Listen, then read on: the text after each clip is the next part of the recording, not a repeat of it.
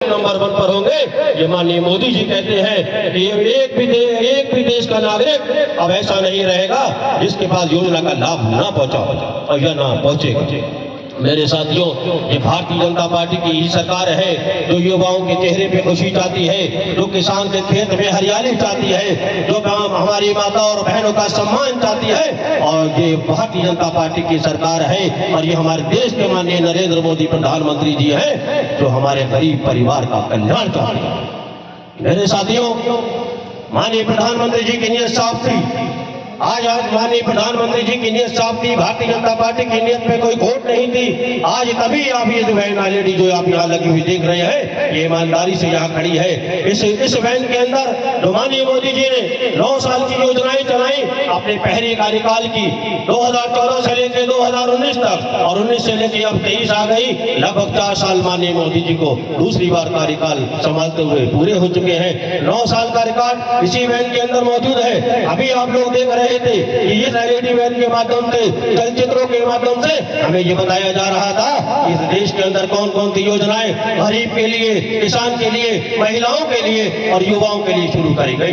मेरे साथियों, इस वैन ने आपको सारी बात बताई और आपको ये भी बताया कि अगर आयुष्मान भारत कार्ड किसी को मिला है तो वो कितने मिले हैं देश के अंदर और कितने लोग लाभार्थी हैं। और ये भी बताया कि गैस का सिलेंडर अगर यह महिलाओं को मिला, पहले तो महिलाएं आपने देखा होगा कैसी लकड़ियां बीनकर, कैसी उपलों के ऊपर रोटियां बनाने का काम, सब्जी बनाने का काम क्या करती थी। उनके धुएं से आंखें खराब होने का भी काम हुआ करता था। जब ये माननीय मोदी जी ने सोचा तो देश के अंदर योजना चला दी सिलेंडर की, जाओ महिलाओं को सिलेंडर बांट दो। यह है भारतीय जनता पार्टी की सरकार, यह है नरेंद्र मोदी जी की सरकार, यह है कमल की सरकार। मेरे दोस्तों, ईमानदारी से भारतीय जनता पार्टी ने काम किया है। माननीय प्रधानमंत्री जी ने एक सेवक के रूप में हमारे लिए काम किया है, एक चौकीदार के रूप में हमारे लिए काम किया है, हमारे भाई बनकर हमारे लिए काम किया है और हमारे घर के अभिभावक बनकर हमारे लिए काम करने का काम अगर किसी ने किया है तो देश के प्रधानमंत्री नरेंद्र मोदी जी ने किया है।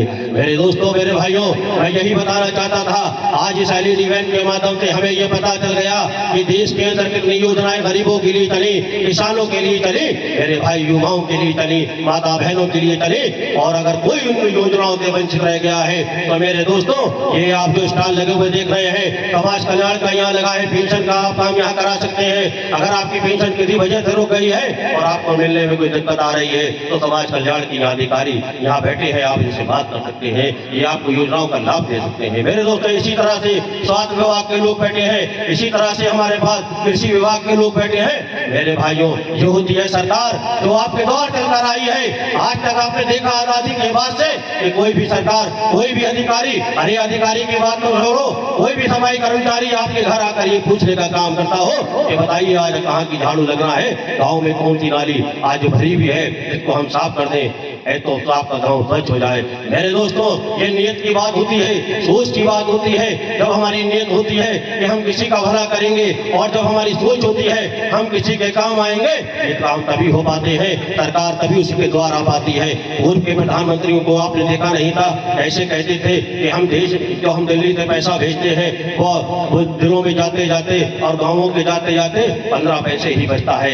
मेरे दोस्तों, जो पूर्व के प्रधानमंत्री थे राजीव गांधी जी ने कहा था कि मैं आपको बताना चाहता हूं कि हम दिल्ली से जाओ, जब हम बेरोजगार, जब हम गरीब के लिए पैसा भेजते हैं, अगर हम वहां से 1 रुपया भेजते हैं तो यहाँ पर आते आते इतना पैसा बचता है, मालूम है, 15 पैसे। लेकिन उन्होंने ये कभी नहीं बताया कि अगर 85 पैसा जो बचता है आखिर वो कहाँ चला जाता है, क्योंकि नीचे भी उन्हीं के दलाल बैठे थे, उन्हीं के नेता, उन्हीं के अधिकारी वो लोग बैठे थे जो बंदर बांट कर वहां भी भेज दिया करते थे। उन्होंने ये बताने का कभी काम नहीं किया।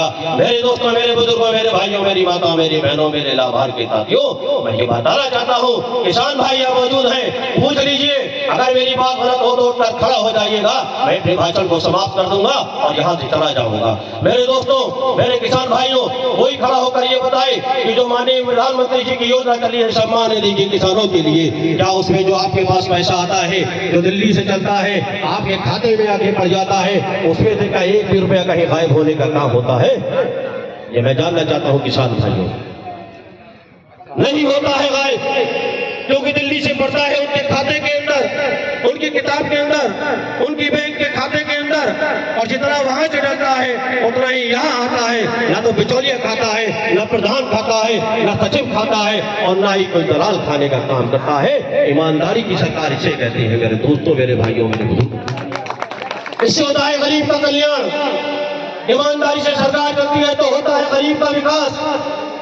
अगर सोच सरकार की अच्छी होती है तब होता है युवा का रोजगार। मेरे दोस्तों, मैं यही बताना चाहता था आपको कि पूर्व की सरकारों में देखा कि देश कैसा था, और अब जो सरकारें हमारी भारतीय जनता पार्टी की देश के अंदर और प्रदेश के अंदर चल रही है, आप देखिए अब देश की सूरत क्या। जहां पर युवाओं को रोजगार देने की बात चल रही है, जहां पर किसान के खेतों में हरियाली की बात चल रही है, जहां पर माता बहनों को सम्मान देने की बात चल रही है, और जहां पे गरीब परिवारों को आवास देने की बात चल रही है, वहां पर देश को दुनिया की नजर में नंबर 1 और मजबूत स्थिति में स्थापित करने के भी कार्य माननीय मोदी जी द्वारा किए जा रहे हैं। राष्ट्र को मजबूत बनाने का भी कार्य इस देश के अंदर माननीय प्रधानमंत्री कर रहे हैं। आपने देखा होगा अभी माननीय प्रधानमंत्री जी ने कितने ऐसे अहम निर्णय लिए, चाहे उसमें आप कोई भी चीजें उठाकर देख लीजिए। जितने भी निर्णय अब तक प्रधानमंत्री जी ने लिए हैं, देश के किसी भी प्रधानमंत्री की हिम्मत नहीं हुई, क्योंकि वो जो है धर्म की राजनीति क्या करते थे, और जब धर्म की राजनीति करते थे तो वो निर्णय लेने में हताए थे। उन्होंने कभी भी कोई, आप देख लीजिए उठा के धारा 370 क्या थी, आज कश्मीर से धारा 370 हटाई गई। क्या किसी की हिम्मत थी? यह हिम्मत अगर किसी ने दिखाई तो भाई नरेंद्र मोदी जी ने दिखाई।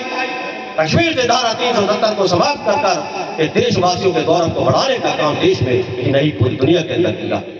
मेरे भाइयों, मैं ये बताना चाहता हूं कि ना तो नरेंद्र मोदी जी जैसा कोई देश में नेता आया है, और ना मैं ये समझता हूं अब आएगा। माननीय नरेंद्र मोदी जी जैसे नेता हमारे लिए महापुरुषों जैसा काम करते हैं।